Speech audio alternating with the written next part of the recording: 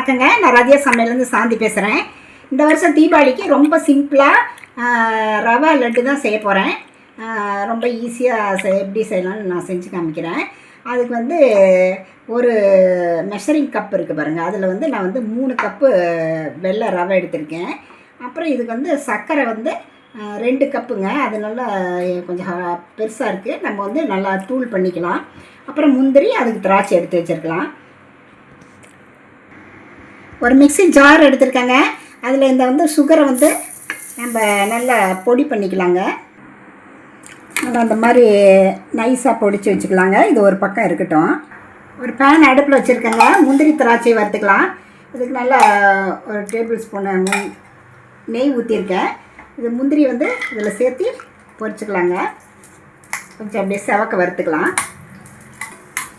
பாருங்கள், முந்திரி நல்லா செவந்துருச்சு. இதை நல்லா மாற்றிக்கலாம். மாற்றி அப்படியே எடுத்து வச்சுக்கலாம்.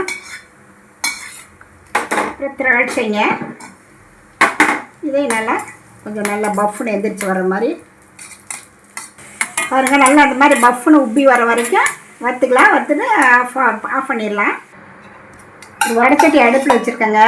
இதில் வந்து ஒரு 2 ஸ்பூன் நல்லா நெய் விட்டுக்கலாங்க. நெய் நல்லா சூடானதுக்கப்புறம் நம்ம வந்து எடுத்து வச்ச ரவை இதில் சேர்த்து நல்லா செவக்க நல்லா வறுக்கலாங்க. அப்படியே கலரிக்கிட்டே இருக்கலாம். நல்லா வறுக்கட்டும்.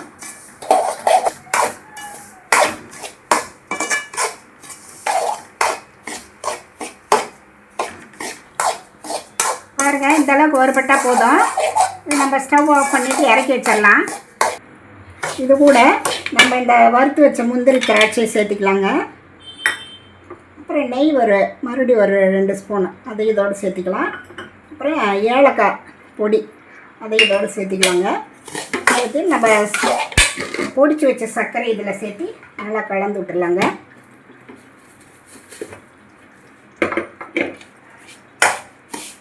நல்லா ஒன்று சேர் நல்லா கலந்து விடலாங்க.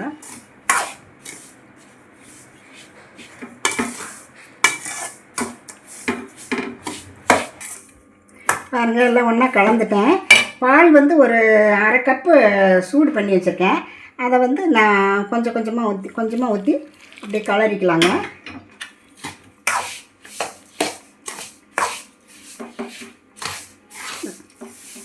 இந்த சர்க்கரையும் ரவை மெல்ட் ஆகி கொஞ்சம் இதாகும். ஒரு நிமிஷம் நல்லா கலந்து எல்லாம் ஒன்றா சேர்ந்ததுக்கப்புறம் ஒன்றை பிடிக்கலாம்.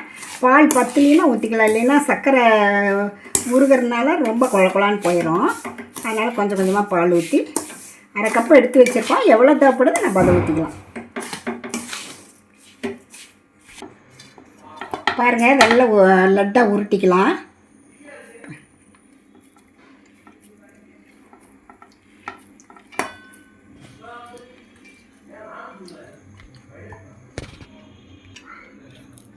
பாருங்கள், இந்த அளவுக்கு நம்ம எல்லாம் உருட்டிக்கலாம். அதே மாதிரி எல்லாத்தையும் உருட்டிடலாம்.